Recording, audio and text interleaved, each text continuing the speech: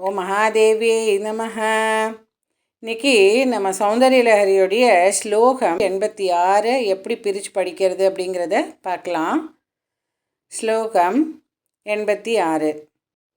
மிருஷா கிருத்வா கோத்ரஸ்கலனமத வைலக்ஷ்யநமிதம் லலாடே பர்த்தாரம் சரணகமலே தாடயதி தே சிராதந்தः சல்யம் दहनकृतमुन्मीलितवदा तुलाकोडिक्वाणैः किलिकिलितमीशानरिपुणाम्. இப்போ இதில் ஃபஸ்ட்டு இது மிருஷா கிருத்வா கோத்திர ஸ்கலன மத, ஸ்கலனக்கு க அழுத்தணும், மதக்கு த அழுத்தணும். வைலக்ஷ்ய நமிதம் லலாடே பர்த்தாரம், பர்த்தாரம்ங்கிறதுல ப அழுத்தி சொல்லணும். சரண கமலே தாடயதி தே சிராதந்த சல்யம், தந்த சல்யம் அப்படின்னு சேர்த்து படிக்கணும். தஹன கிருதம் உன்மீலிதவதா, அதில் த மூணாவது தஹன அப்படின்னு படிக்கணும், தன்னு படிக்கணும். அடுத்தது லாஸ்டில் துலா கோடி குவானைஹி கிளிகிளித மீஷான ரிபுணா. இதில் ஒன்றும் பெருசாக அழுத்துற மாதிரி இல்லை. அடுத்த இது என்னென்னா, நம்ம அதை எப்படி பிரிக்கிறது அப்படிங்கிறத பார்க்கலாம்.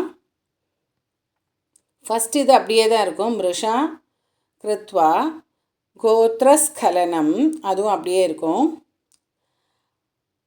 வைலக்ஷ்ய நமிதம், வைலக்ஷ்ய நமிதம்ங்கிறதும் அப்படியே படிக்க வேண்டியது தான். லலாடே பர்த்தாரம், ப அழுத்து சொல்லணும், பர்த்தாரம் சரண கமலே தாடயதி தே, எல்லாமே அதே மாதிரியே வருது. சிராதந்த சல்யம், சிராதந்த சல்யம், சிராத் ப்ளஸ் அந்தஹ ப்ளஸ் சல்யம், சிராதந்த சல்யம்னு வரும். சிராத், சிராத் ப்ளஸ் அந்தஹ ப்ளஸ் சல்யம், சிராதந்த சல்யம். தஹன கிருதம் உன்மீலிதவதா, தஹன கிருதம் உன்மீலிதவதா துலா கோடி குவாணைஹி கிளிகிளிதம் ஈசான ரிபுணா, கிளிகிளிதம் ஈசான ரிபுணா அப்படிங்கிற மாதிரி வரும். ஸோ இது இப்போ உங்களுக்கு புரிஞ்சிருக்குன்னு நினைக்கிறேன். இதை இன்னொரு தடவை கூட படிக்கலாம். மிருஷா கிருத்வா கோத்ரஸ்கலனமத வைலக்ஷ்யநமிதம் லலாடே பர்த்தாரம் சரணகமலே தாடயதி தே சிராதந்தः சல்யம் தஹனகிருதமுன்மீலிதவதா துலாகோடிக்வாணைः கிளிகிளிதமீஷானரிபுணா.